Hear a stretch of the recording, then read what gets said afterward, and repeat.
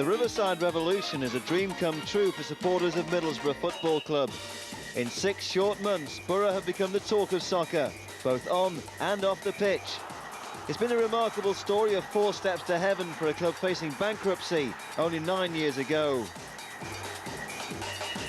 I mean, even 18 months if you look back, it was like 6,000-7,000 to play some parks and we were struggling.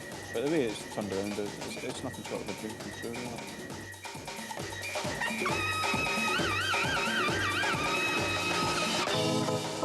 First came promotion to the Premiership at the first attempt for new Messiah Brian Robson.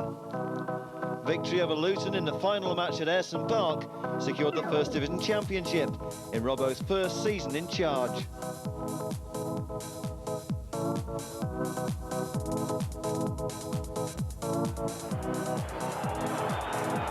Ayresome Park has seen 8 promotions and 8 relegations over the years.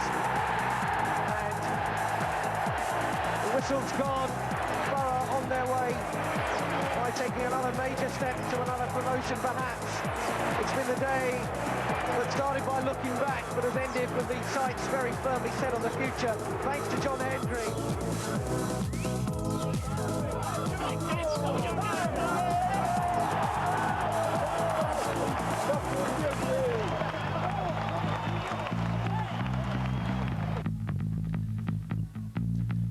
Borough were on their way to their promised land and a brand new stadium to boot. This was the club's vision of the future, the master plan set in motion by Borough chairman Steve Gibson.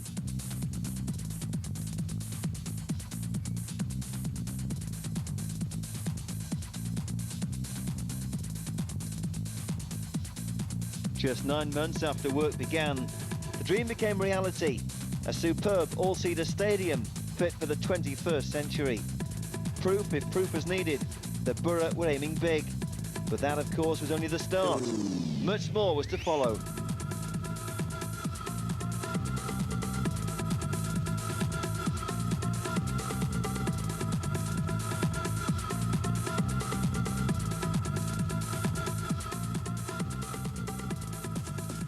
Next came the first of 2 sensational successes on the transfer market for Brian Robson. A record £5.25 million bid won the battle to sign England star Nick Barmby from Spurs. A great boost that set Borough up for a superb start to the season.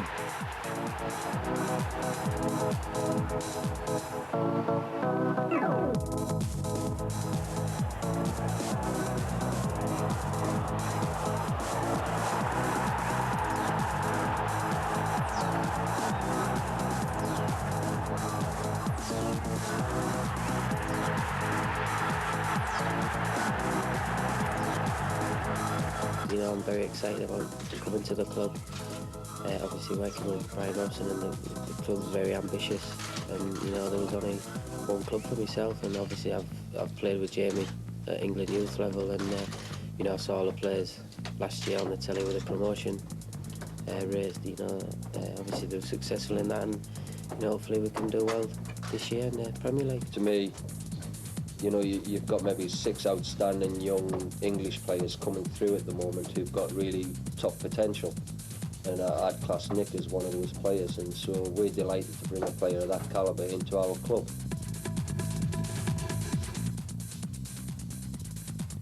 If the fans were not yet convinced that Borough really did mean business, there were no doubters after Borough's next success. The transfer coup of the season. Juninho, the Brazilian superstar hailed as the new Pelé, was now the pride of Middlesbrough. While others hesitated, Robbo had travelled round the world to sell Teesside to the boy from Brazil. When Juninho finally arrived at the Riverside Stadium, he was given a welcome fit for a king. It was a long way from the Maracana, but the warmth of the Teesside reception was quite spectacular. More about Juninho, including a look at the few of his Brazilian goals, later in the programme. Meanwhile, we take you back to the start of August and the pre-season photo call at Ayresome Park.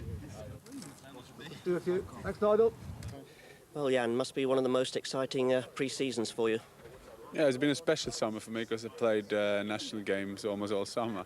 But I do look forward to start the season now. I mean, after 1 year in Division 1, I hope I don't never have to go back there. And I'm very looking forward to the game. You don't feel too tired or anything because you spent all last summer playing World Cup football and then this summer playing international football? No, as long as I did well the games we played and I scored goals, and then it's not that hard on you. But you need a time now. I need a time with the team, and I was here for 8 weeks, and it's kind of a learning process still. So I'm just looking forward to trainings now and whatever you have to do before the first start against Arsenal. Well, John, a most exciting season to look forward to. That's right. I mean, hopefully we can build on where we left last year and go on and do well this year. Do you feel that you've got the ammunition to deal with the Premiership? We're more equipped than we were last time we got up there, in all fairness, and plus we've got a few well behind us, and I think that is a telling factor nowadays. I mean, more and more, I mean, you have to be spending, let's say, it's all about money. 12 months ago we were talking here, you were looking forward to your very first season as a manager. How would you reflect back on that? Yeah, I mean, things have went well for us. You know, the priority was achieved where we got promotion into the Premier League. But the real hard work starts now, you know, and we've got to make sure that we establish ourselves this season. And the lads are going to have to work hard to do that. In retrospect, looking back at what you did, is there anything you would change or you'll change this season in the way you manage? No, not really. You know, the way I took control last year, I'll stick to the principles, what I did last year, and carry them forward into this year. Now then, there's talk in the papers about Nick Barmby coming here. What is the situation? Yes, well, I tried to buy Nick last year. He's a quality player, and Tottenham now have made him available. So at this moment in time, it's just a matter of trying to agree a price for him, but we are interested in the lad. 3 days later, Robson finally got his man. Nick Barmby, the dynamic midfielder, chosen to build a team around. A prize catch and a clear indication that Borough were not in the Premiership to make the numbers up. It's been an on-off saga. What finally tipped the balance? Well, I mean, that had nothing to do with, it was just the two clubs, really. I mean, you know, it's like with the transfers, they never really run smoothly. And I was just desperate, you know, to come to the club because I wanted to work under Brian Robson, and the chairman's very ambitious.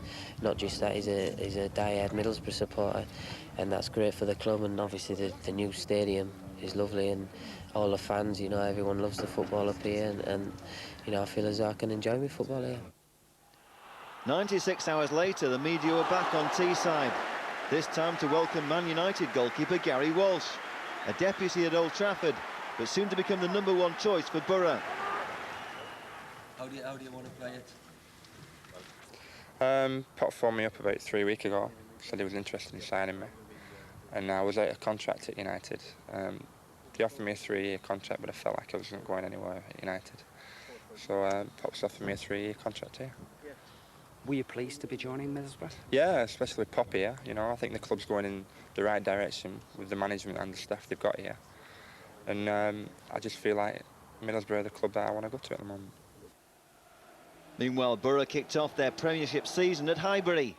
The spotlight was on the £10 million combination of Dennis Bergkamp and England skipper David Platt. But Borough debutant Barmby stole the headlines.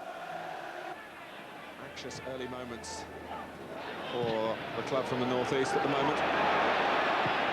You do feel if Arsenal could strike early here, it might set up the season. But having said that, I think it was Kevin Campbell scored 2 minutes into last season against Manchester City. A big win, 3-0 in their opening game, and then a real tilt downwards in results straight after that. The other side of that today, of course, man, is if they don't get a goal in the opening 20 minutes, then it could be a real test of their patience. They look very well organised, Robbo's side, and they don't look as if they're going to push out recklessly and leave space behind them. They're dropping off and defending in good areas. That's Hignett's pass for Barmby. It's unlucky, the flag is up. But the three, we talked about the three at the back, here we've got the three at the front. Fjortoft guiding it down for Hignett, who's brought into play, facing the play. That's very tight. They get it just about right. I think the linesman's spot on, but it's a little warning for Arsenal that if they're not 100% at it at the back. There are players in Fjortoft, Hignett and Barnley that can punish them. Both clubs unbeaten in their pre-season games. I mentioned at the start Craig Hignett, who's had a terrific time really insisting on a place in the starting 11 with 9 pre-season goals. John Hendry, incidentally, is injured. Right. We found Hignett.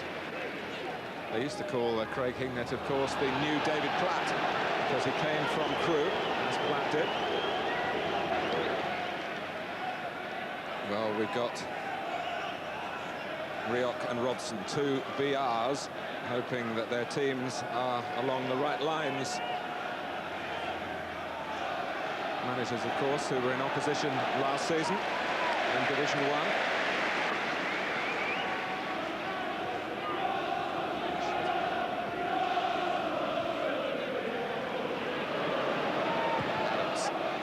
Dixon. Now Keown, and Bergkamp is away. Ian Wright, joined, of course, by Platt in the centre. By Mason! Well, for about the first time in the match, Arsenal get it right. And Dennis Bergkamp involved. Just nipped in behind Derek White. And he's looking at Platt, he's looking at Wright, but he spots Merson, who's free. Doesn't quite get it as cleanly as he would like. It was hard enough to trouble a goalkeeper. He could only push it wide. Old flick. It's a brilliant defensive header by Vickers to deal with the touch on. Barnby leading the breakout. Could have looked the other way, but deflected towards Hignett in the end. I mean, I'm sure Hignett was calling for it, but the noise around the stadium, Martin, Ricky Barnby probably didn't hear him, but you're right. Vickers' clearance from the hell point from the near post was absolutely superb. Fjortoft, who's looked commanding in the air when the ball's been played up to him.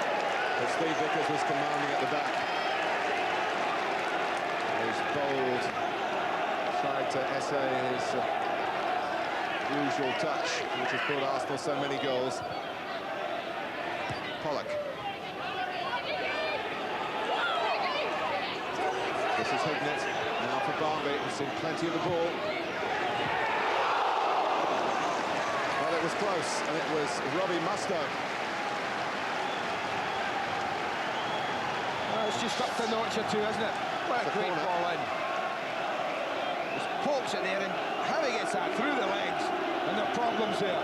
I'm not so sure it was a corner, but there were heads flying in everywhere at that cross. Robbie Mustoe's was certainly one of them. Got a good connection on it, but couldn't direct it down. Hignett will take the corner. Cox has come up. Pearson is there. Vickers as well. Vickers got to it. This is Cox. Back with Hignett again. There's a good chance for a second ball here, but he's delayed.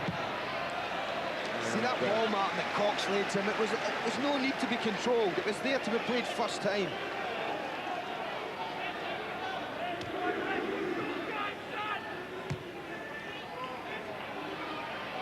Mustoe.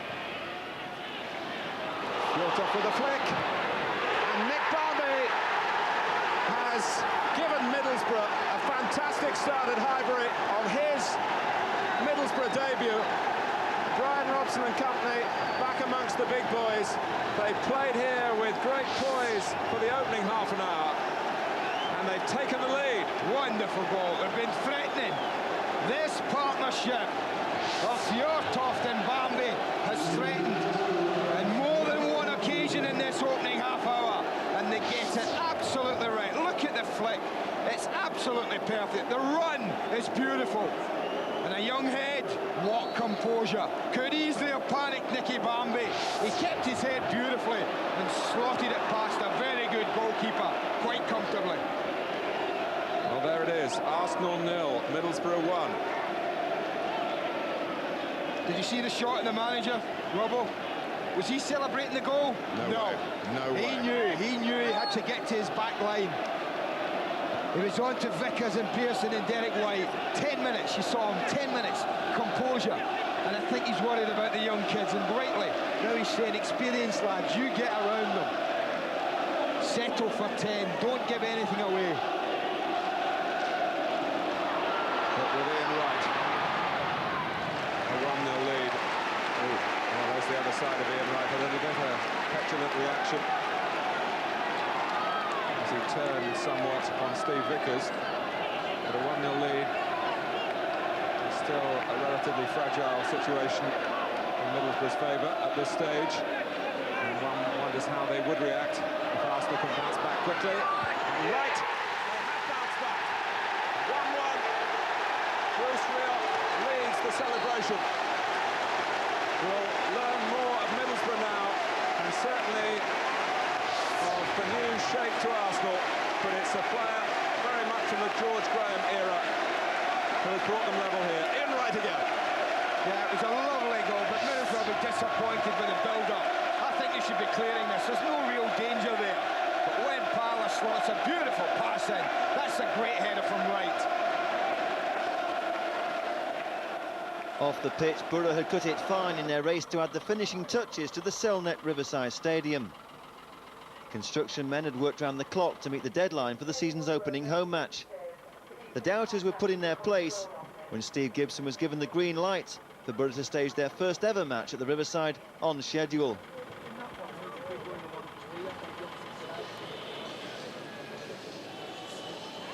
Borough's biggest crowd for 13 years greeted Glenn Hoddle's Chelsea, complete with summer signings Ruud Gullit and Mark Hughes.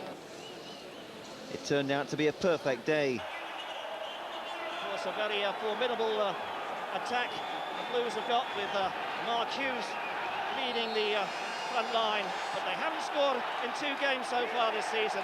Home to Everton and away to Nottingham Forest. And Middlesbrough intend to try and keep that record going here this afternoon. Cleared by Sinclair. Touch, try come off. Middlesbrough, who got off to such a wonderful start at Highbury last Sunday. There's some beautiful football. The first foul of the match there, conceded by Chelsea. And Miller quickly takes the free kick.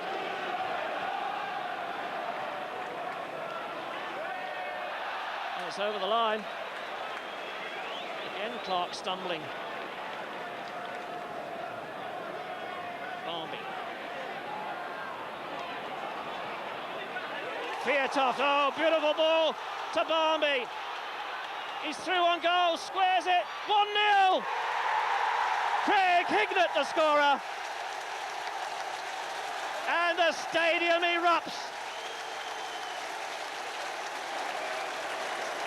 Hignett gets the praise, but what a beautifully weighted ball by Jan Fiatoft. Here's the build-up again. Just look at this. First time layoff by Fiatoft. Barmby racing through. I think Craig Hignett had given... he's running in support out of the picture now, but I think he'd given up. He thought Barmby was going to go all the way. Here comes the cross. A right-footed shot into the top right-hand corner. Karim, no chance at all.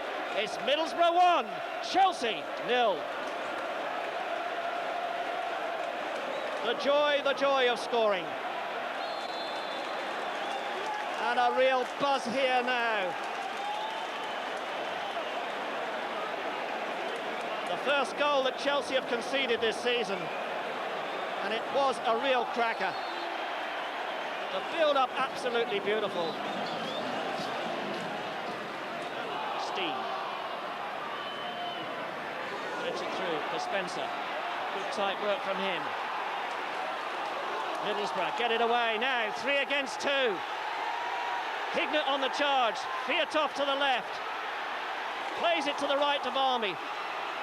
Fiatoft wants it on his head. 2-0! Oh, what a finish! Another perfect goal, and there's that windmill flight plan of his. Celebrating his first goal of the season. Clinical, precise, a magic finish. And the 28,286 here today Well, here's their response. Ball played allowed. Here's Barmby. Fiatov now is calling for the ball in the centre. He looks up, chips it in, and a perfect first-time shot, wrong-footing the goalkeeper. And Sinclair. It's Middlesbrough 2, Chelsea 0.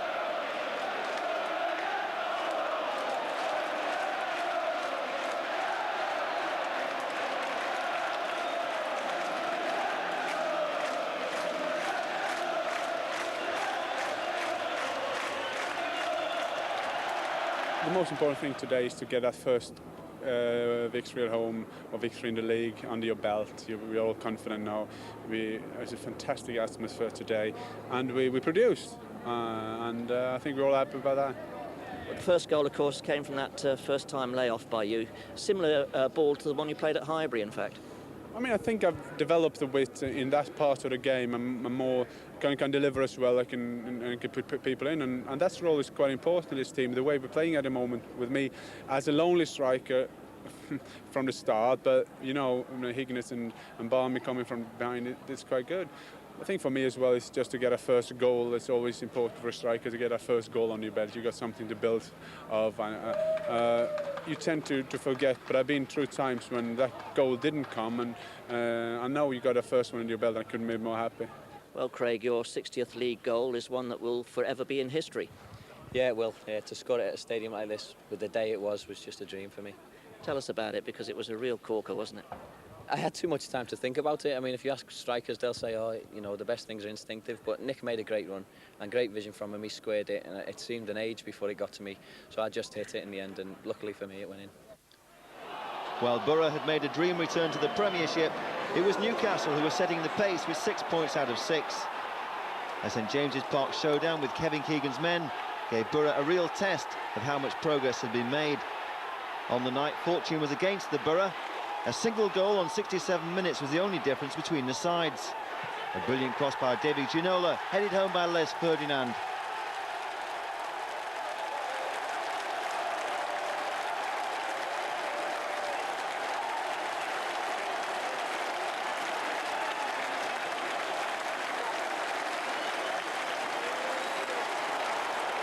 Borough were left to rue a penalty that got away in the dying seconds. Newcastle were lucky to escape when Jamie Pollock's claims for a spot kick were turned down.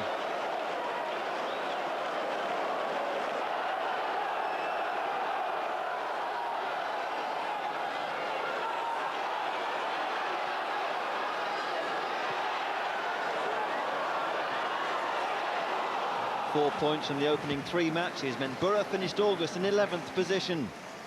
Meanwhile, England's Wembley date with Colombia meant a 10-day break before Borough were back in action against Bolton.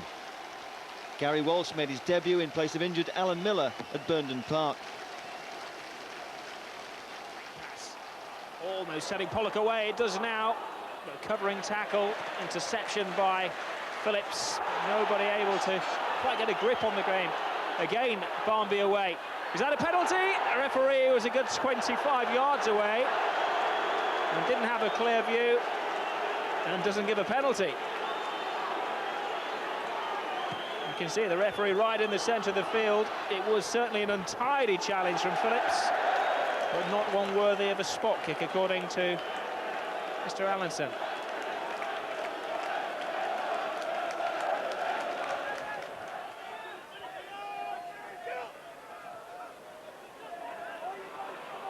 Barmby.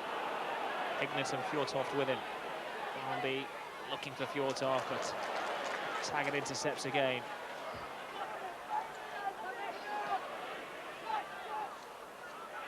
De Freitas. Now McGinley, this is what he likes, to run at defenders. He's trying to chip. Oh, a wonderful goal from John McGinley. McGinley makes his mark in the Premiership. And he rises to the elevated status. When he received the ball, there looked to be little danger, but that was improvisation, spotting the goalkeeper off his line, and a beautiful finish. Oh, De Freitas turns his man well. If he can get around Vickers, He'll beat everybody else for pace. He ponders too long. He's still going though. And Vickers holds his ground well. McGinley.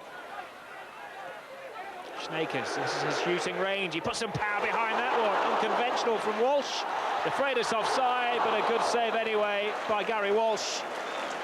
And what a strong shot from Richard Snakers. He scored 4 goals last season, 3 of them from exactly that distance. Loves to hit them from 25, 30 yards. That had so much power. Hignett looking for the head of Fjortoft, finding his chest. Down to Barmby, and another excellent save by Brannigan. The flag stays down. Onside Pollock, he's got to go alone. He does. Brannigan saves for it seems the umpteenth time. And this man's form has been of the highest standard. Barmby. Fjortoft shields well again, turns nicely, but finds Bergson just behind him. Thompson, as they call in the trade, a forwards challenge. Taken quickly. Barmby, great pass. And this time Brannigan is beaten. And Craig Hignett gets the goal.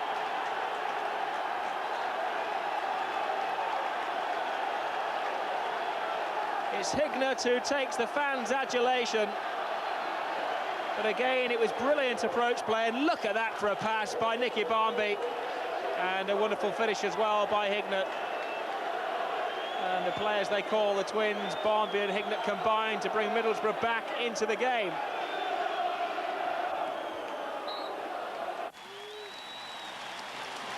Gary Walsh was again wearing the keeper's jersey against Saints, and he made a good start to his home debut. Again,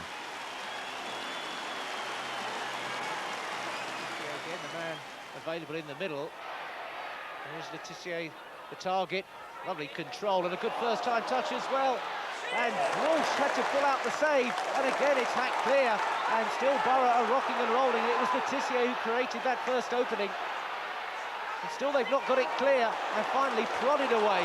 Real pressure there for Borough, but they've got the chance to springboard. Le Tissier causing the damage at one end, but Borough surviving and looking to threaten at the other. Fjortoft working hard to keep this move alive, and succeeding. Oh, that was a real scare there, and Fjortoft trying to return the pressure, but that man Le Tissier again showing just how much danger he can create.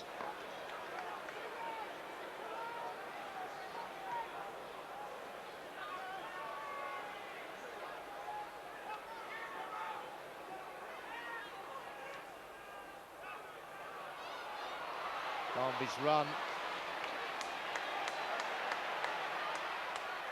Still going. Again, a red shirt couldn't quite get on the end of it. Pollock did well to keep that one moving out wide. Fjortoft, Hignett offering support. Back deep for Pollock. And back to Vickers now. And still, Middlesbrough retain the possession. Vickers trying one, and worth it as well. That one would have brought the house down. Steve Vickers used to going forward in aerial combat, but this time showing what he can do on the deck. The opening was there. That was some distance, way beyond the penalty area, and flying not that far over the top of Besant's crossbar. Didn't reach Fjortoft. Musto doing well to win it in midfield. And Vickers throwing himself at it. Barmby going over to support Fjortoft, who's in possession now. Well, the cross was far better than anyone might have expected. And it's Morris forward. Hignett. Fjortoft. Oh, he got a ricochet right there in the middle. And I wonder how much they knew about that at the heart of the Southampton defence.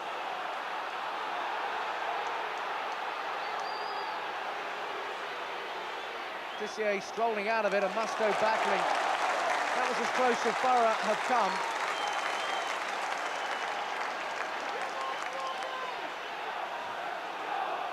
Hignett, good work, holding up, waiting for the moment to deliver. Fjortoft had peeled off there, and it was bouncing around, and definitely fortune smiling on Southampton there. 15 minutes left. Still Middlesbrough 0, Southampton 0. Borough pressing, but Southampton resisting. Cox and Hignett now. Here's the penalty. Cox absolutely vehement there to protest his case. The referee running away, wants none of it. The consolation prize for Middlesbrough is a corner. Let's have a look at it again. Cox on his run, and there was a touch then. And we're back with Pollock now. A case, if not a concrete one.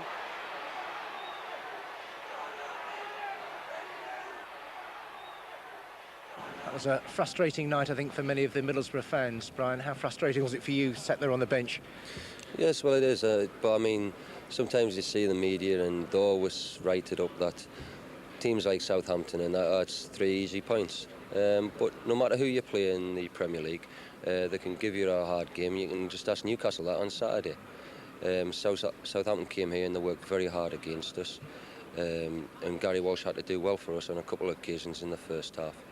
But at least I was pleased with the response in the second half. We started to get a grip of the game a bit better, and we had a few chances ourselves. And so at least the lads give the fans something to shout about in the second half.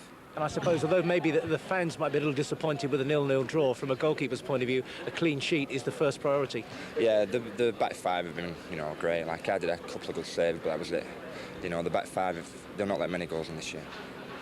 Yes, it's a very solid system that's the foundation, really, for the way that Middlesbrough play. But it was very difficult and almost a taste of your own medicine at the other end, because Southampton, too, were desperately hard to break down. Yeah, second half. I think halfway through the second half, I think they thought, 0-0 would be a good result here.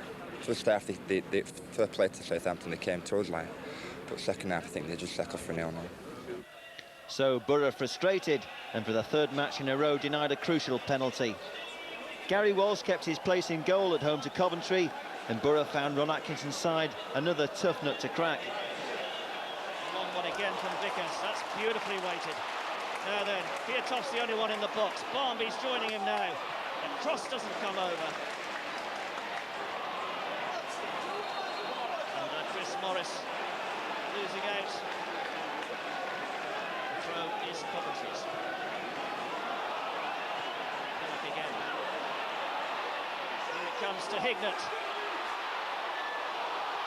And Salako blocking out Neil Cox, but Cox back on the ball again. Claims for handball. A shot by Barmby into the side netting. And that a close encounter as far as Coventry City are concerned.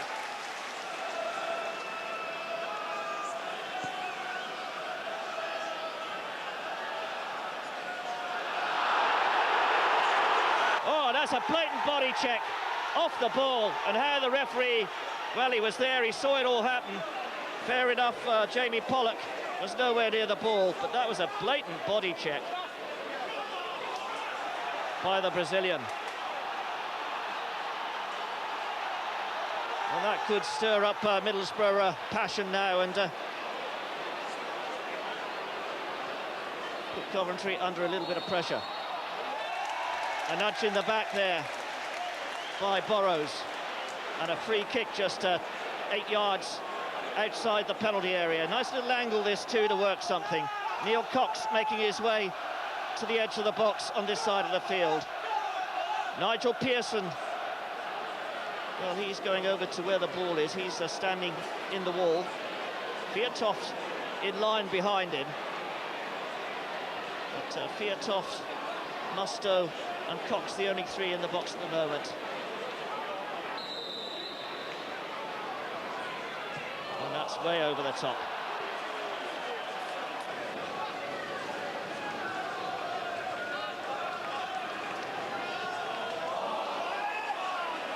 Chris Morris getting caught there. Richardson.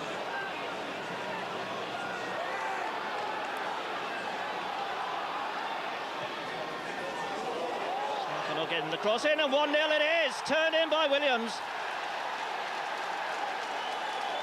And then Isaias found the final touch, and the Brazilian celebrates. Oh, this was a tragedy for Borough right at the start of the second half.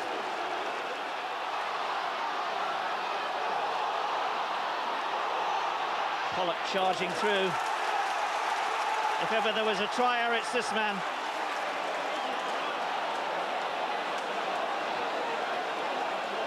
Hignett. Oh, off the crossbar! How unlucky can you get? Neil Cox measured that one.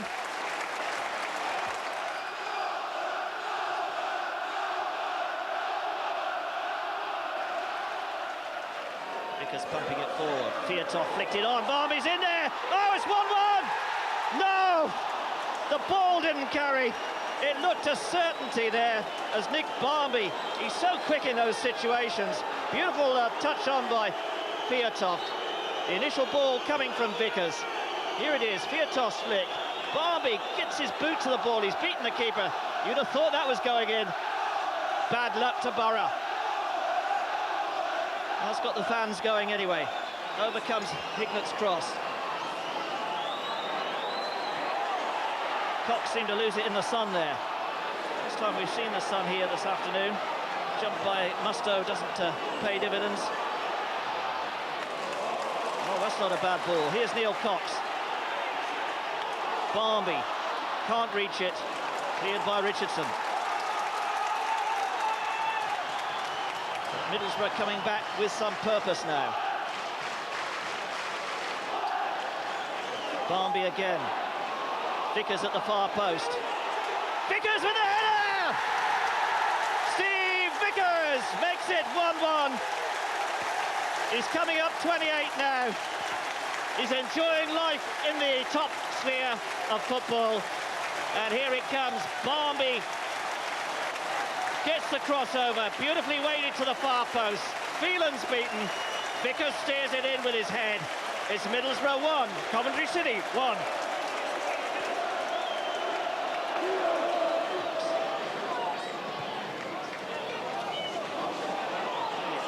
Into the hole. Barmby, chance maybe to get the shot in here. I figured it was too far out. Here's the 1-2 again. Great little turn by Barmby. Back it comes. Chance here. 2-1. Fiatov with the left foot. How about that? Jan Agi Fiatov. His 32nd goal in league football. In this is 86th appearance. Great work here by Barmby. Tremendous turn there, and the recovery of his balance, and Fiatov hammers it into the top left-hand corner. So Middlesbrough have come from behind. It's Middlesbrough 2, Coventry City 1. I just thought we were just a bit sloppy, and I didn't think we made the game as fierce as we'd like it. I thought they had plenty of time to do what they want, so we pushed up a little bit higher and made it difficult for them. And then, of course, when they went ahead, you had to come forward even more. That shows a bit of character in the players. I know going a goal down at home, people tend to hide, but our players stuck at the task and they all shone for the ball. In the end, I thought we could have won by more, so it's a credit to them. The lads worked it superb on the right-hand side, and Nicky's crossed it to the far post, and I've just stayed in the box, and it was on a plate for me. I couldn't miss. Because it must have seemed at one stage as if it was going to be one of those days. You'd already hit the crossbar and no result. That's right, yeah, we've been unlucky the past few games, you know, with a few shouts with penalties and things like that. So it was important, like I said, that we won today. In the Coca-Cola Cup, Borough began with a second-round tie against Rotherham. The men from Millmoor were struggling in the bottom 8 of the second division, but they raised their game at the Riverside.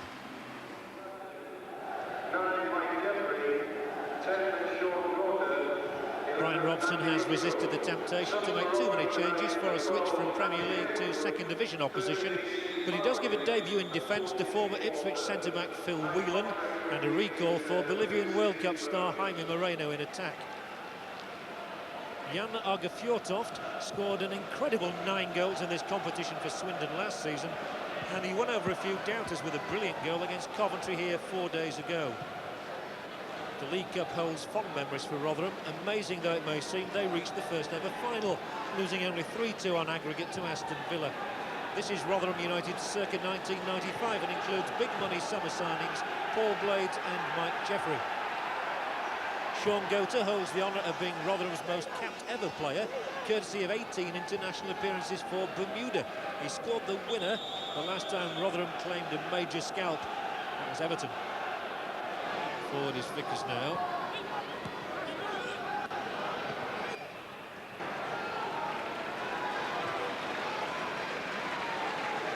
The pitch looks nice. I'm talking to John Hendry, the Middlesbrough striker, who's injured at the moment. Playing his first game for the reserves tomorrow. He says the players are enjoying playing on this surface. It's a good one. Sometimes new stadiums take a bit of getting used to. But he reckons the Middlesbrough players already like it.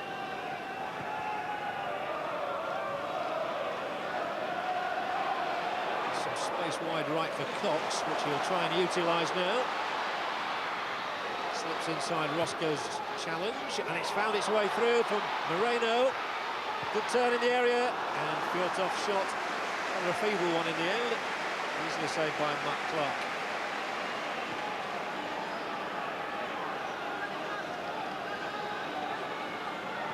Fjortoff did well to find some space in there, however, when the ball got through to him from Moreno. He turned his marker Wilder well, but there was no strength in the shot.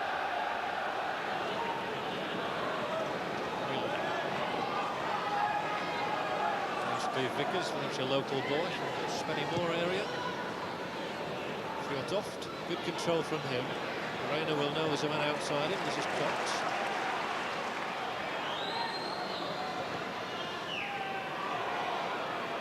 That's good skill from Moreno in particular. Cox has got the chance to play a killer ball in here now.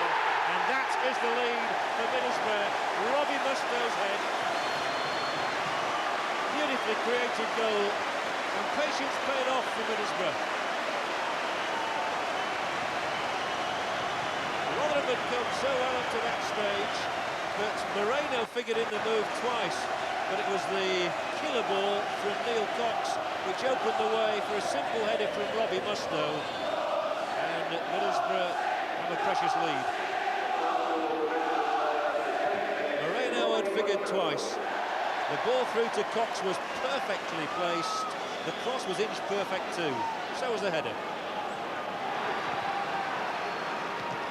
It was stabbed away, and it's found Jeffrey. And the white shirts try to get forward quickly and in numbers. Finally, it's found its way out to Roscoe. Tries to slip Goodwin in. Roscoe. Again, they may be taking too long. Goater's header, the first real effort for Rotherham. And Sean Goater, inside the 6-yard area, directs the header downwards, but well stopped by Gary Walsh.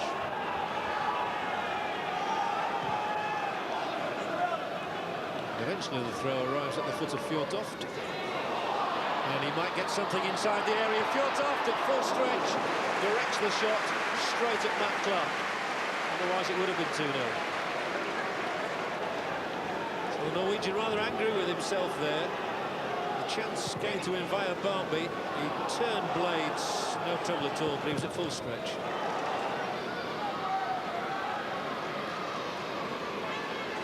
Middlesbrough's corner, they lead by 1-0. And Cox comes in for it. Fjortoff. And Moreno just couldn't get a kick in there. Another corner, but that's the closest Middlesbrough have come to a second goal. Partly because of the bustling nature of Neil Cox. He gets in highest. Fjortoff was just looking to hook it in. It was headed away by Wilder. And another corner, and that's a better one, and that's 2. Fjortoff, I think, gets the final touch. He tells the crowd he did. With his own particular salute. He and Barmby maybe disputing it between them. Well, let's have another look at this one. The important factor is that Middlesbrough lead 2-0. Rotherham have a real job on their hands now. There was the first header. Yes, it was Fjortoff. They'll have to do some defending this time, however. Jeffrey has Roscoe ahead of him. So he didn't have enough weight on the pass, and it's enabled Cox to come back. He beats away the hapless Roscoe and launches Middlesbrough again with Moreno. Pollock, who somehow managed to extricate himself from all those tackles. But it's with Rotherham now, the possession, and it's Gota, and he's in here, Gota, and a good finish from Sean Gota, and out of the blue, Rotherham have a goal back. Give an inkling that there's a goal on, and Sean Gota will take it. The ball was threaded through to him, he took on Vickers, his pace carried him on the outside, the low shot went beneath Gary Walsh, and Rotherham have a toehold into the match again.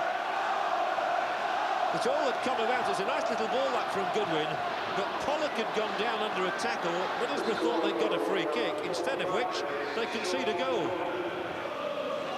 This time Gota does concede possession, presenting it to Moreno.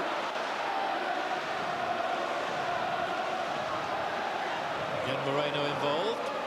Thought he'd love a goal tonight. Pollock might get one here, and now Musto into some space. Morris. Pollock, great shot, and that was worthy of a goal. Lovely curling try from Jamie Pollock. Manoeuvred the space for himself.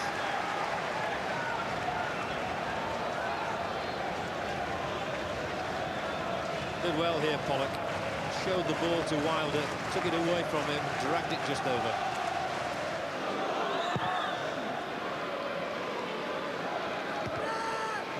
Really looked like conceding anything in this half.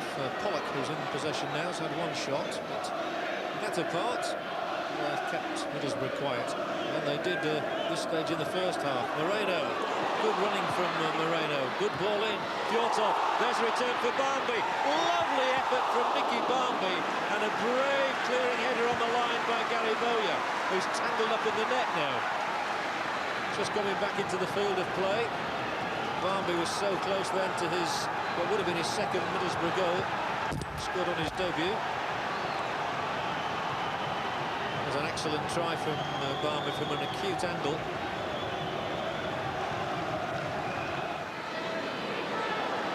It's Goodwin who makes sure that Moreno doesn't get a pass in. He's not had the best of returns to first team duty, Jaime Moreno. Barmby now twisting, turning. Persistent too. So are Rotherham, and they come away with the ball. Up towards Gota again.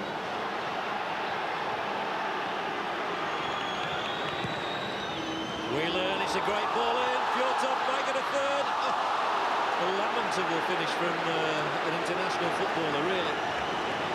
The ball was delivered beautifully for Fjortov, but he fails to even trouble Matt Clark. That's a smashing ball up to him from Whelan. But Fjortov snatched at it, really.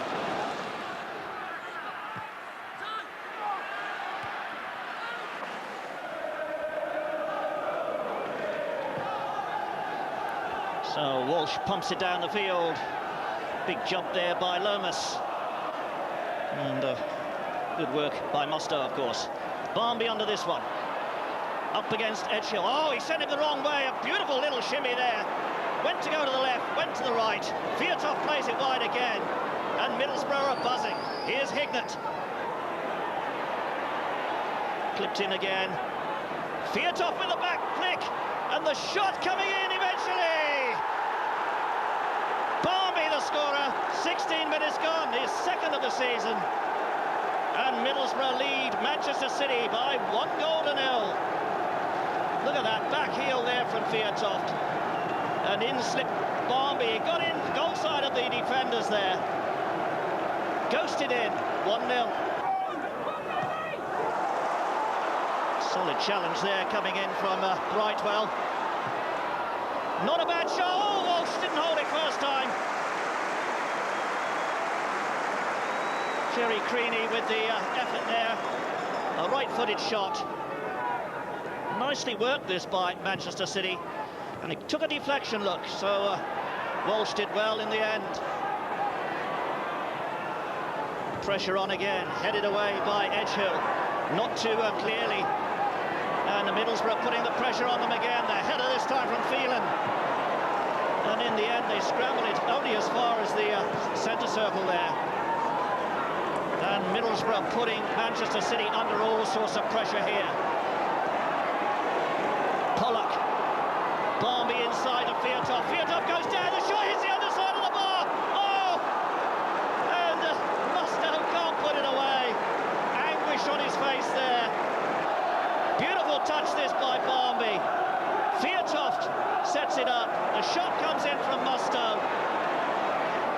And Hignat's header over the top. Still 1-0, of course, and anything can happen in these situations. Middlesbrough by no means clear. Brightwell there will take the corner. No, in fact, he leaves it to Michael Brown.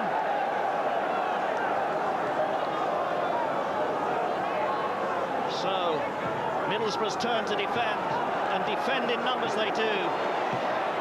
Edgehill, oh, great save by Walsh. That one was going. Well, he wanted Edgehill closed down a little quicker than that. The header out from Mustoe. Edgehill controls it, hammers it in, and that was dipping in on goal.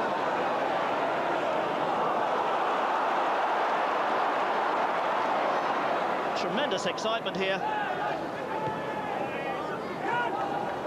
at Main Road. Fiatoft, a little bit of magic from him. Away goes Barmby again. Barmby cutting inside, gets the shot in. It was low, it was on target, but Immel got down. The former German national goalkeeper thwarting Barmby this time. Barmby, who's just scored his 22nd goal in his 93rd league game. That's his career record, of course. Former Tottenham Hotspur star. Morris. Bells ringing, everything's happening here as Fiatoft launches another Middlesbrough attack.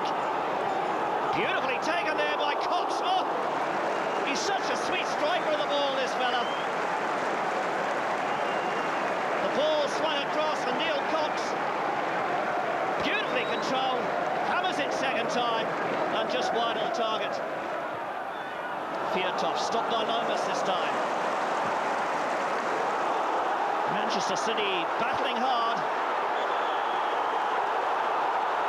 but they're having trouble matching the quality. Look at that, he doesn't agree with the linesman. This could be a yellow card at least for dissent, and I'm sure it will be.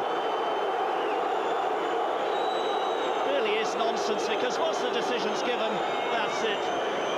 And no way, no amount of stripping off is going to change the officials' decisions. Away we go again. This is Barmby.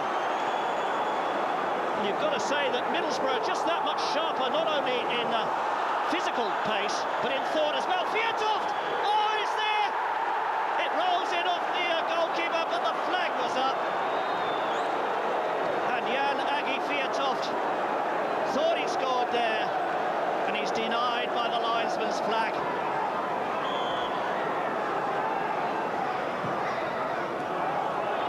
Deep ball, headed back again, headed away by Vickers. Oh, it's not out of the way yet. And a free kick's being given to Middlesbrough. The referee right on the spot. Creaney didn't like it.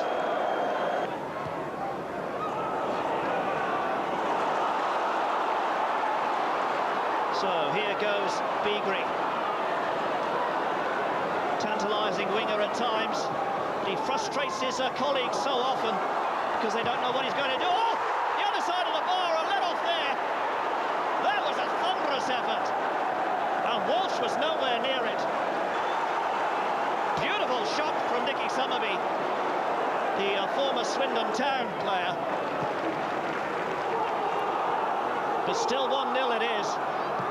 Immel, just giving that one away. Fiatov trying to, well, the goal was gaping, but the shot was off target for the Norwegian striker. Good thinking from him, though. Back comes City. It's a chance here for them to open up things. Summerby, good ball across from Summerby. And good defending too from White. Here goes Hignett. He's got Pollock in support. Decides to spread it to Barmby. Control football again. Oh! The keeper did well. Immel just got the vital touch, because that was surely going into the net. And Fiatov denied again there.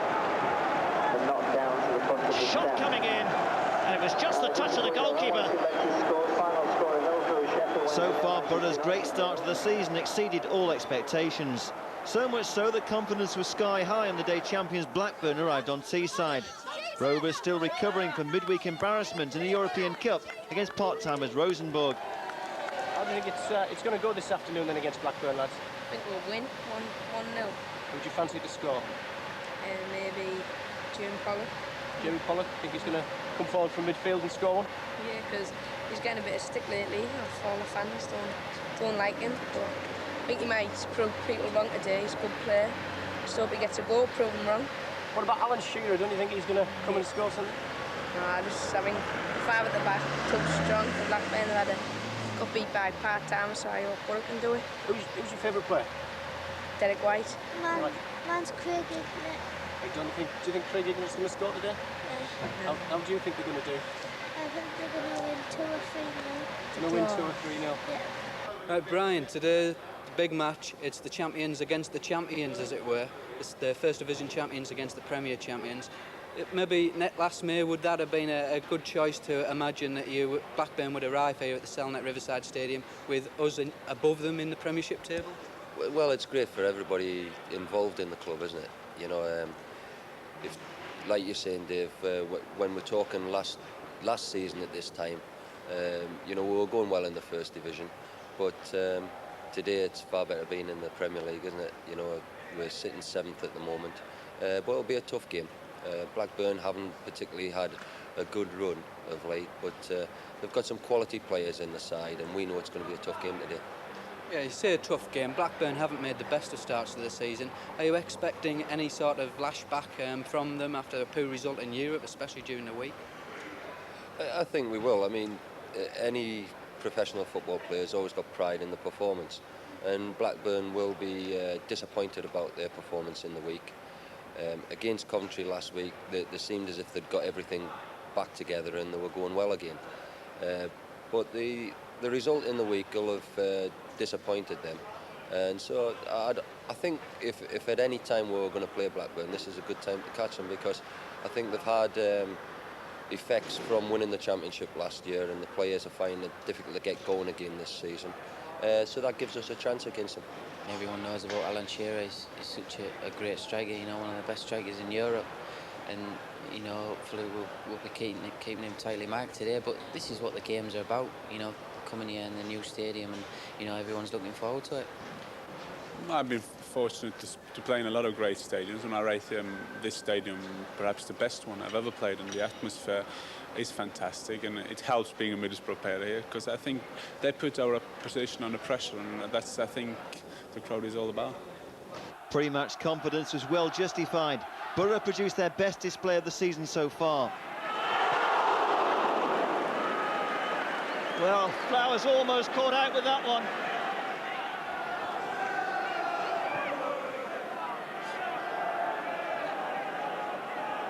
Very important game this for Blackburn Rovers, who've had such a terrible start to their season, but Hignett showing the skills there. Oh, beautiful effort.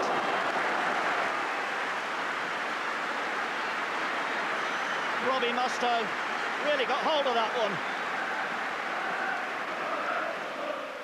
And giving notice just the sort of business that Middlesbrough mean. Took it inside on the left foot, and Flowers struggling a little with that one. Middlesbrough playing some beautiful football. Mustoe's shot there, over the top it goes.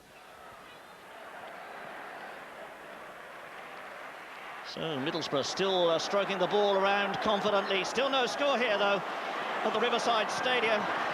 Cox. Pollock with a shot. Oh, brilliant save by Flowers.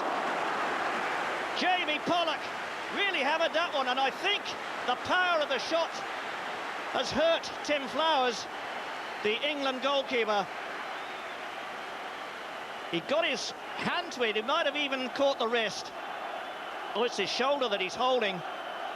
The ball laid back beautifully here by Cox. It wrong-footed the defenders, and he got his palm of his hand to it, look.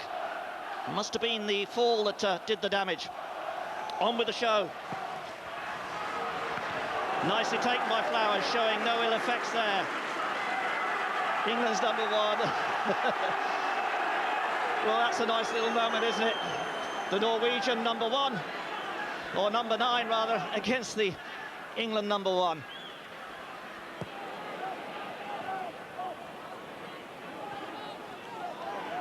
Despite all the tensions, you can still have fun at this level. It's not so much fun at the moment for the Blackburn defence. Chance here, 1-0. Barnby inevitably. Morris was in there, right on half-time. And Middlesbrough lead the Premiership champions by 1-0. The Blackburn defence just caught on the turn here. Morris hammers it across, and Barnby got the last touch.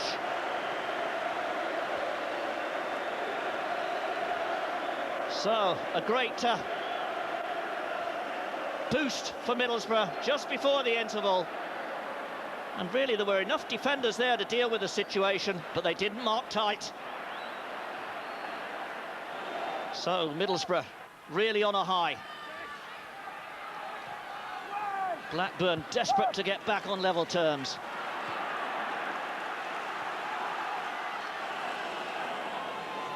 Kenner. Oh, Walsh making a meal of that one, but he got it away eventually. The header coming in from Henry, and that was just wide of the target. He's so dangerous in the air, and Walsh failed to get that first effort. Scrambled it away. There, he dropped the ball there, he punched it away, but back in it came. And Henry so close. Good control. This is an aspect of Middlesbrough's display this season, I think, the individual technique, the control of the players. But a chance here for 1-1. Walsh got his hand to it. And Tim Sherwood was denied. Sherwood supporting the attack here, made the run well, but just the touch from Walsh was enough. Slow motion collision there. The referee plays on. Blackburn still in possession. It's on the break that Middlesbrough so dangerous. Fiatov pulling away to the left. Oh, tripped there, was it? Just wide of the post it went. Well, he felt he was tripped. The referee didn't, and a goal kick it is.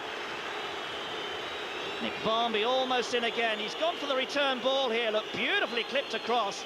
Is this a foul or is it not? Well, it looked like it to me. The contact was definitely made before the ball was played. Still 1-0 here then, between Middlesbrough and Blackburn Rovers. And away goes Barnby again. Beautiful ball through. Fiatov wants it square. No need, it's 2-0. Hignett the scorer. 61 minutes into this game. And Middlesbrough lead Blackburn Rovers by 2-0. The build-up superb, the finish supreme. Another of those little back flicks there from Fiatov. He's always involved, isn't he? Here's Hignett. Fiatov's in the middle if he wants him. He plays it off the right post. Beautiful little pass through too from Barmby. Hignett on the ball now. Fiatov's in the middle. He's taking one of the defenders' attentions. And 2-0 it is to Middlesbrough. Well, here's an unusual view. Same result, 2-0. Well, the Craig Hignett-Barmby Fiatov combination is so good to watch. A chance here maybe for Fiatov. Flowers sticks out the left leg. Jan-Agi Fiatov, he's so good at finding the angles. And Tim Flowers had to be at his best there. A corner it is. I think if you take the opposition into consideration, you know, we are playing the champions, and I was delighted with the way the lads played, because I think we only give Blackburn sort of one chance where Guy Walsh made a great save. And apart from that, we contained them well, but we always looked threatening when we were attacking them, so it was a pleasing performance. I think it's 6 it takes the Borough up to in the Premiership now. Arsenal obviously had a hiccup today. How high, the fans are asking, can they go? They're surprised by the start. Have you always been confident of the potential of this squad? Well, there's a long way to go yet, but they're doing themselves justice at the moment, and we've just got to keep working on it, and as long as they can keep improving all the time, they've got nothing to fear in this league. You know, they're here to enjoy it, and that's what the lads are doing at the moment. They're enjoying the football and they're getting good results. Victory over Blackburn was indeed a big boost, both in terms of morale and league position. Unbeaten in the month of September, Borough were now in the top 7, just 2 points behind second-placed Aston Villa.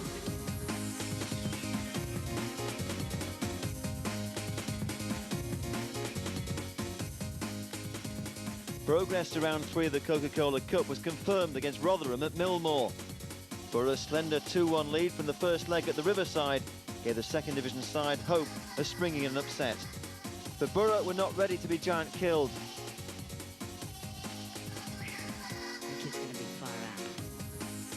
Steve Vickers completed a 3-1 aggregate win with the only goal on the night.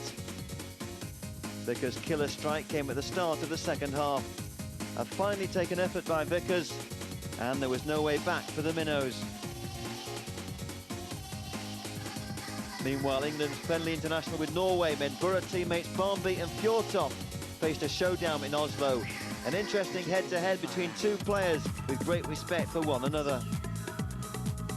You know, it'd be brilliant, you know, for myself to keep in the England squad, and you know, hopefully, you know, if I am picked, I'd, you know, be looking forward to playing in Norway, you know, to be involved in Norway, because you know they're a very strong side, and obviously it'd be nice to play against Jan. And has there been a bit of a leg pulling between yourself and Jan about it, just who's going to win that match? Oh, I will, you know, between all the lads as well, you know, everyone gets tucked into Jan and being Norwegian, so, you know, hopefully England can get the right result. You say you hope to be the winner. Just how highly do you rate Nick Barmby in his future career with England? I mean, he's one of the... Everything was said in the papers about him and his prospects for the game, and he has impressed so far by Middlesbrough, and he will have a long career. And I've got a lot of caps now, and if he can cope that one day, and I'm sure he will, because I think he is one of the England players that they are for the future, because his movement, and he's a very good technique player, and that's the future of the game.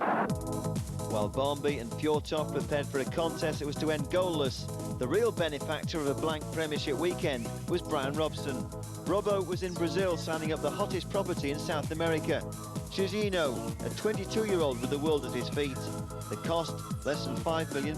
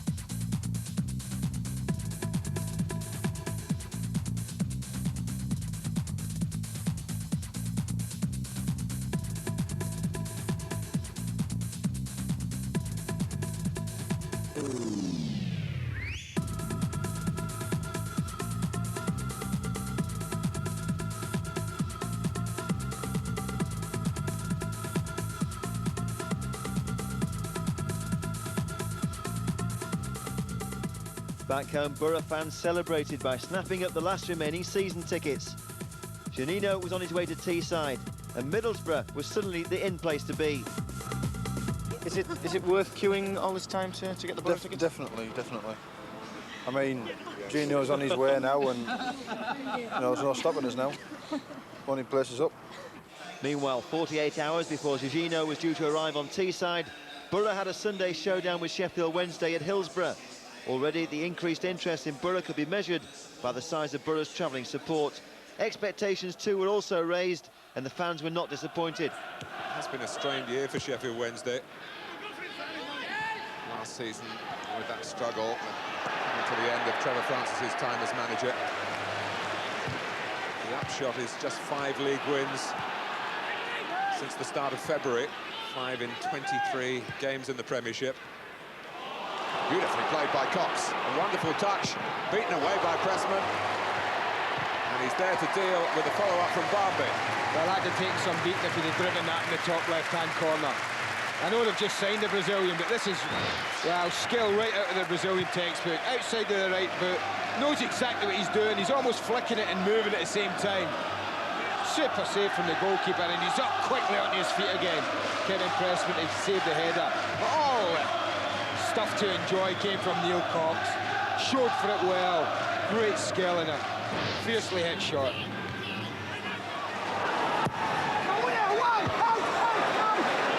Next corner not quite deep enough.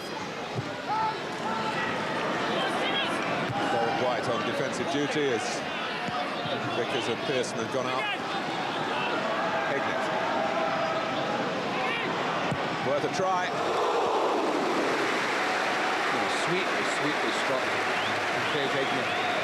Never threatening the goals, always a couple of yards wide. We've got a lovely angle at that from where you and I are sitting. It was always a couple of yards wide, but we can't admire the quality of the strike. Very sweet indeed. Well, goal's an important part of his game. He's been supplying them this season. Not far away though. Waddle finding a change of pace.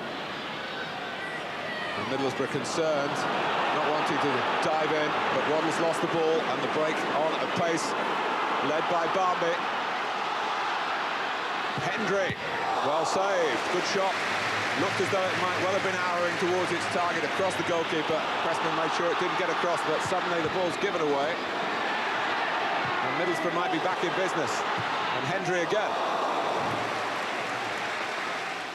Hendry got in front of Walker well to steer it back to Barnby. 2 running to the right of Barnby in Middlesbrough red. Further away is Cox. Of the 2. And they swept forward again to produce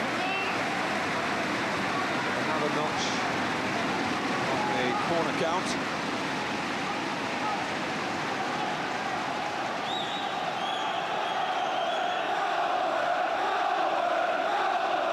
Well, Steve Vickers is certainly a danger to Sheffield Wednesday. Nigel Pearson, they know all about him as well. That is Vickers. Handball.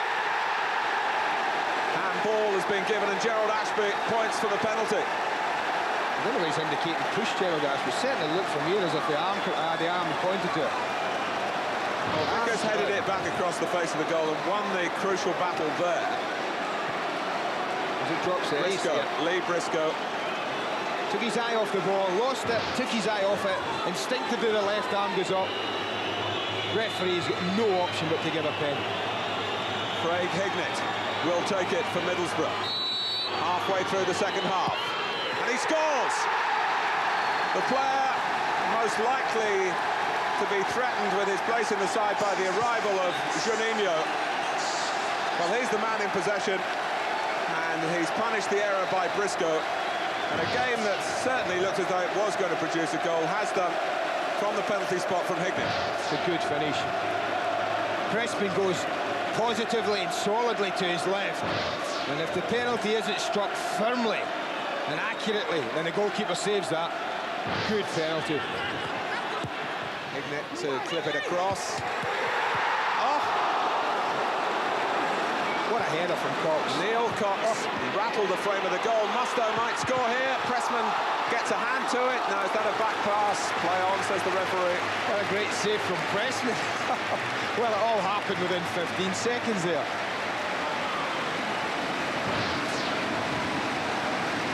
Oh, as it comes out here, Pearson thinks, look at Cox with his arm up at the back post. Now watch this for a header. Attacks it. Power.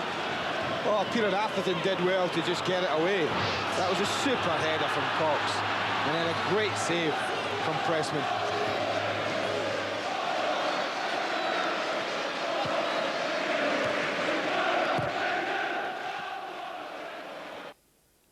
Borough are now in 4th place in the Premiership, and the boy from Brazil was still to arrive on Teesside. Juninho was to make his entrance the very next morning, escorted on a private jet by Borough's Chief Executive Keith Lamb. And we were there too to bring you these exclusive pictures. Good morning, how are you? Welcome to Teesside Airport, buenos dias. You want to put this on to keep you warm, and here's some t-shirts for your children and your family. Okay? Juninho's over there. Okay? He's over there, yeah. Right, pleasure. Right. 24 hours later, it was the public's turn to pay homage to their new hero. And Borough fans were up bright and early to get down to the Riverside. An incredible crowd of around 5,000 people turned up, and they were well entertained.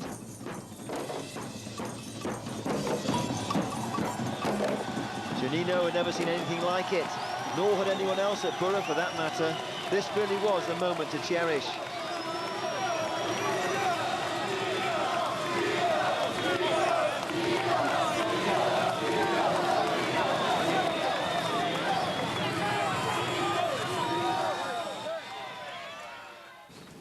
Morning, gents.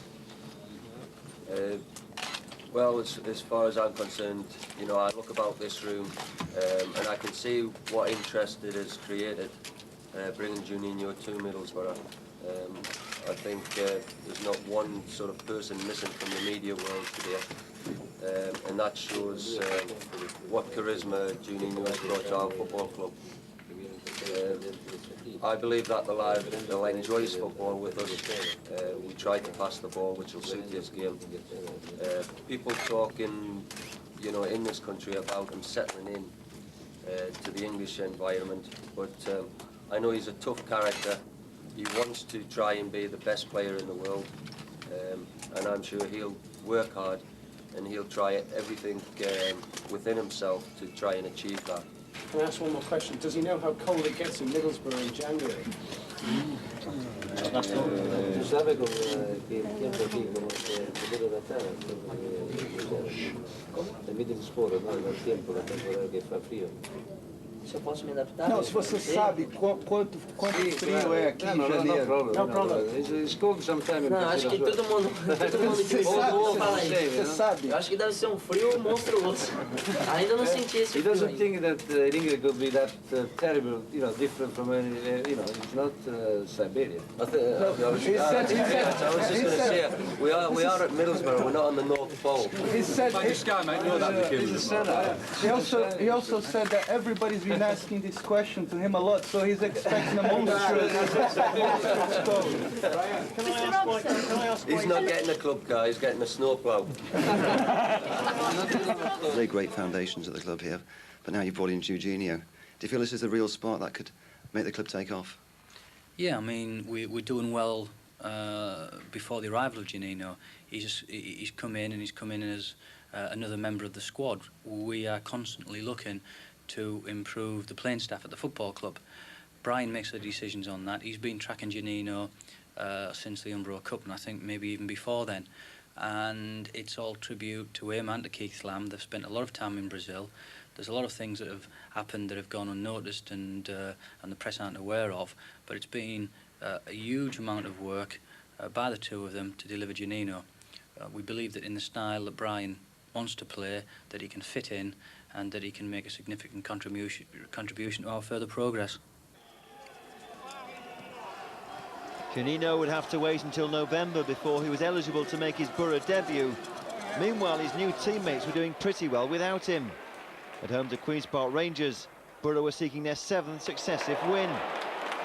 Rangers arrived at the Riverside with a good away record, But Borough began in confident fashion. And they made a perfect start when Nick Barmby won a penalty with just a quarter of an hour gone.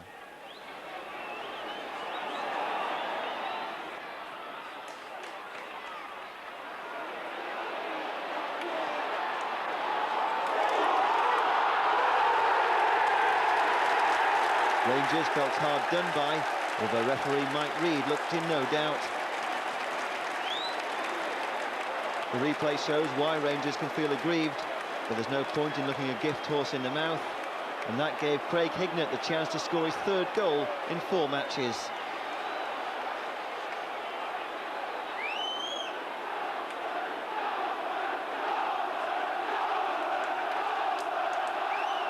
Hignett then lining up for his second successive penalty, and once again it proved a decisive strike.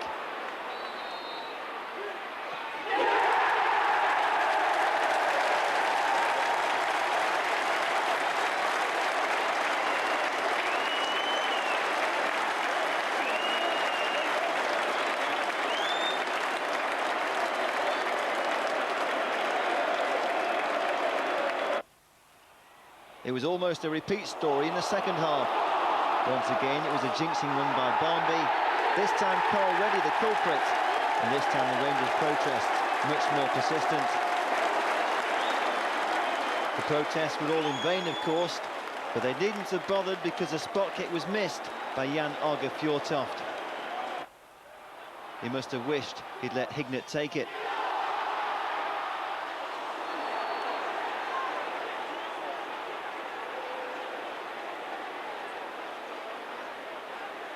It was a miss that could have proved costly, and Rangers were left kicking themselves when Gary Walsh was beaten by Trevor Sinclair midway through the second half.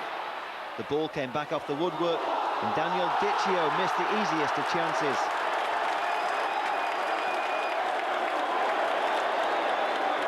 Can you explain to all our viewers what happened about the penalty? Everyone would have assumed you would have taken the second one. Well, we've got 3 penalty takers. I mean, me, Nick Barmby or Jan, whoever fancies it at the time. And after the first one, Jan said, if we get another one, can I take it? And foolishly, I said, yeah, you can. And so it's down to me, really, letting him take it. But he's held his hands up and he said it was his fault. And have there been words about it in the dressing room? Yeah, there have. But obviously, everything stays in the dressing room. We don't bring nothing out here. Queen's Park Rangers put up a good fight today, didn't they? Yeah, they did. I think people will think we're a bit fortunate to come away with a win. Maybe a draw would have been a fair result, but they played really well. I was impressed with them. Now, the past week, I'm sure you're absolutely fed up of people asking you about your new signing, but you are making it very difficult for Brian Robson to leave you out this side. I hope so, but that's what having a big squad's all about. You know, the quality players that we're bringing in now is fantastic for the club, and it's fantastic for the players as well. Since Nick's came, I think that the whole team's raised the game. Hopefully when Juninho comes, the same thing will happen. You must be playing the best football of your career, would you agree? Yeah, I think so. I think the team playing the formation they are with 2 and behind suits both myself and Nick down to the ground, and you know, I've enjoyed it this year. Now, everyone assumes it's you that's under threat. Why is that? It could be another I don't know. player. You'd have to ask the manager. I think it's because he plays in behind. Obviously, people are looking at him. He plays for Brazil. Nick plays for England, so I'm the odd one out. Are you ready to have to accept this tough decision the manager is going to have to make? I'll have to accept it, I think, but obviously everyone wants to play in the team every week, so you won't be happy if you'd be left out. You can't do much more than you're doing, can you? No, the second pen would have been nice, but... Thank you for talking to us. Thanks a lot. Once again, Craig Hignett let his boots do the talking. In the Coca-Cola Cup at Crystal Palace, Hignett took his tally to 4 goals in 5 games. But first, Borough were dealt a real shock by the First Division side. Dean Gordon. Dyer's made the run out wide. Mackenzie has gone into a central position and raised, keen to get involved. Looking for Mackenzie. That's a goal. Hopkin comes in for the wide position. Mackenzie was in the middle there. And Palace have made a stunning start.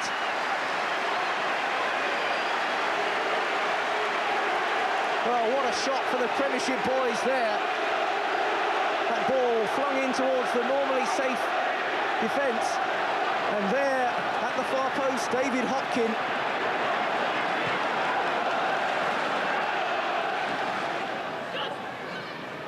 Shaw looking it towards Dye, good layout there for Hopkin. Hopkin onto the left foot, and a gets a second goal. It got a deflection off Whelan. David Hodkin can do no wrong, but Borough's defence, and on that occasion the hapless Phil Whelan, their world is falling apart. This is a stunning start indeed by Palace. That was good running, a good layoff from Dyer, and a confident finish. Came inside his man, there was a deflection, and that gave Gary Walsh no chance. Barnby, Pollock, Hignett making a good run, still got plenty to beat, and Barnby letting it go. Fjortoft Barnby, that's a superb goal from Middlesbrough. And Nicky Barnby, their man of the season, brings them back in contention here. Super passing skills, though, applauded by the Borough fans. Finished off by Nicky Barnby, his fourth of the season. Fjortoft, very much the pivot for it. There was the first run, and there the return, and there was the finish. And that's 2-1 now. And Middlesbrough, no doubt, will feel they're very much alive. Look at Barnby's running and combination there with Hignett. Such quick thinking to let it run. Great return, exemplary finish. 2-1. What a game we've got now.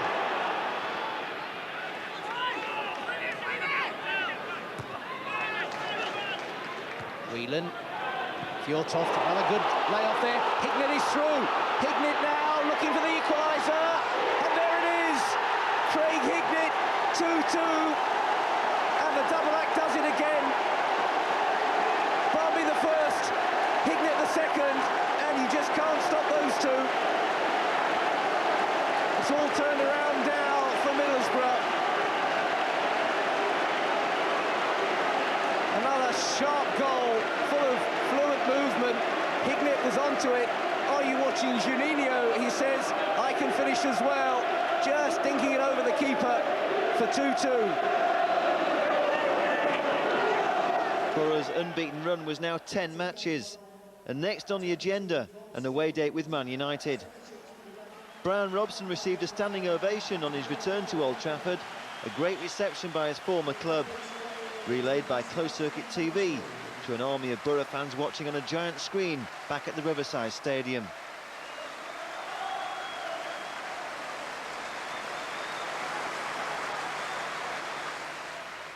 Middlesbrough digging in here in the opening stages. In plenty of situations already with United with possession, looking for a penetrating pass. Well, they've got one from Bruce Cantona. Great try, terrific stop from Gary Walsh, the former Manchester United man.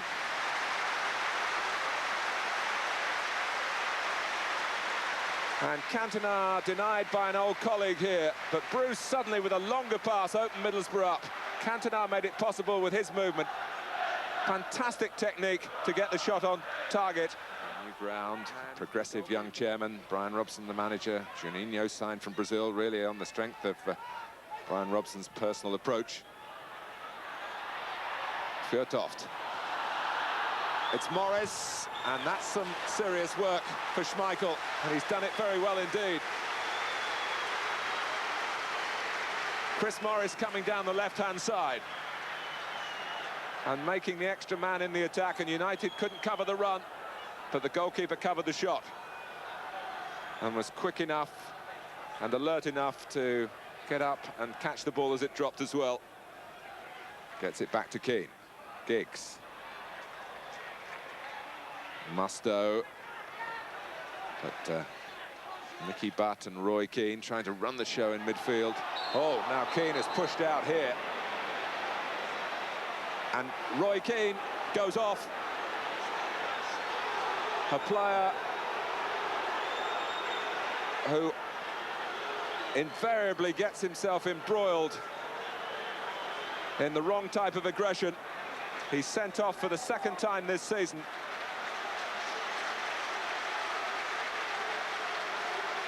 We've not yet had half an hour, and Alec Ferguson must shake his head. Pallister's up. Walsh with a fist. Pallister's header! Goal!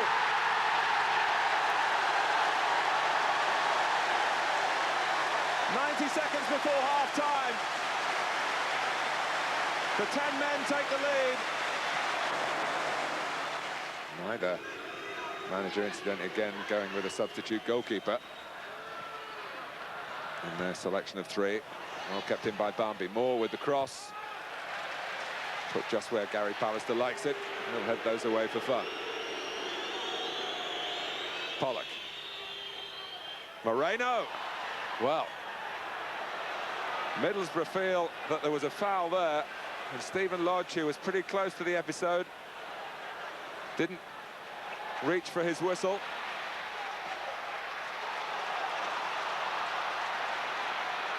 Giggs. And Cole able to get it back against Pearson. Cantona in the centre. Only Cantona. Giggs. Offside. The late arrival was Dennis Irwin. Doesn't count. But Irwin comes from Southern Ireland, an area very close to Keene. Well, that looked a penalty to me. Pallister on Moreno, not given. Crowd trying to shout United home here. Cantona, not quite the situation for that, but Middlesbrough are baffled by it. Cantona ploughs on, threads it through for Cole. Still Cole. It hit Walsh, it spun in, and that's the match for Manchester United.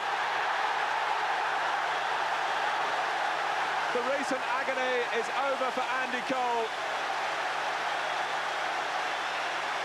3 minutes to go.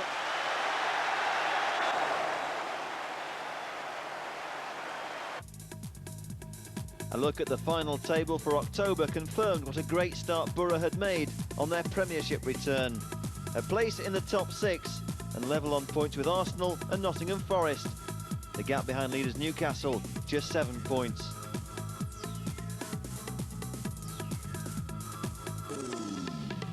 In 6 dramatic months, Middlesbrough Football Club have given Teesside a new pride and a new identity. A club reborn with a new stadium, a new look team and a new optimism. The future looks an exciting one, and the world waits to see just what an impact Juninho will make to the Riverside revolution. Follow the fortunes of the boy from Brazil in our next action-packed video.